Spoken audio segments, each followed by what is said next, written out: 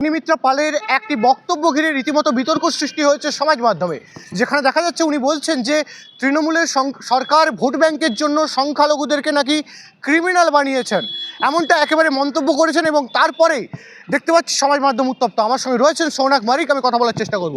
কি হয়েছে?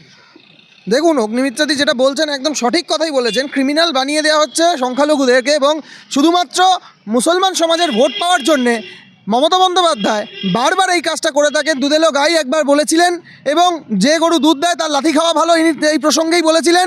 তিনি আমরা দেখেছিলাম পুজোর সময় শাড়িটাকে কীভাবে হিজাবের মতো কানের পাশ দিয়ে গুটিয়ে নিয়েছেন। সংখ্যালঘুদেরকে শুধুমাত্র আইওয়াশ করা হচ্ছে।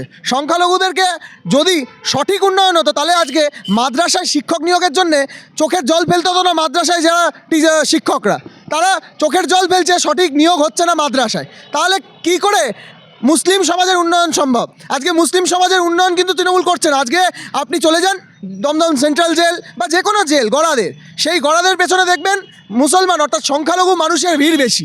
তাহলে কেন এরকম হচ্ছে? আজকে শিক্ষার যে ক্ষেত্র, সেখান থেকে মুসলমান সমাজকে সরিয়ে রাখা হচ্ছে, আর ঠিক ভোটের সময় তাদেরকে লুঙ্গি পরে দাঙ্গা করতে নামিয়ে দেওয়া হচ্ছে। অগ্নিমিত্রাদি একদম সঠিক কথা বলেছেন। এবং আমরা এটাও দেখেছি, যখন হুমায়ুন কবির বলেছিলেন যে 33% হিন্দুকে মুর্শিদাবাদে কেটে না 33% হিন্দু যেটা রয়েছে তাদেরকে কেটে ভাগীরথীর জলে ভাসিয়ে দেবো, হুমায়ুন কবির বলেছিলেন। তো তখন কিন্তু হুমায়ুন কবিরকে সাসপেন্ড করা হয়নি। যখন তিনি নতুন দল করবেন, বাবরি মসজিদ করবেন, এইসব বললেন, তখন তাকে একটা লোক দেখানো সাসপেনশন করা হলো। আর মুসলমান সমাজ এবং মুসলমান যে নেতারা রয়েছেন, সে আইএসএফের নওশাদ সিদ্দিকী হোক কিংবা হুমায়ুন কবির জনতা উন্নয়ন পার্টির, এনারা বুঝতে পারছেন যে মুসলমান ভোট ব্যাংক তৃণমূলের দিক থেকে সরে যাচ্ছে।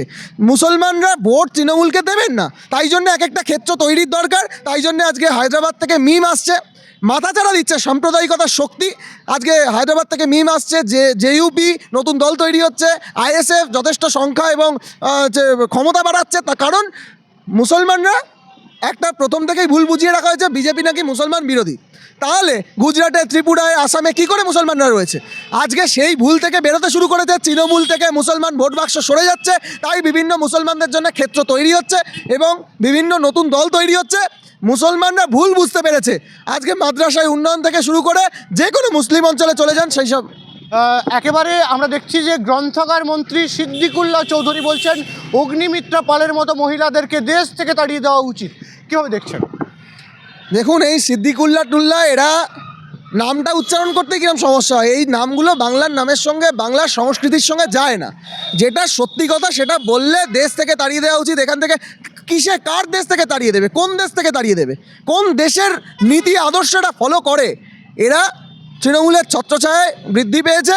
আমি একটাই কথা বলতে চাইছি, সেটা হচ্ছে তৃণমূলও বুঝে গেছে তৃণমূল এখন আর নেই, তৃণমূল বলে কিছু থাকছে না, এবং তৃণমূল চলে গেছে ধরে নিন। তো এসআইআরের নাম বাদ তাদের ঘাড়ে নিঃশ্বাস ফেলছে।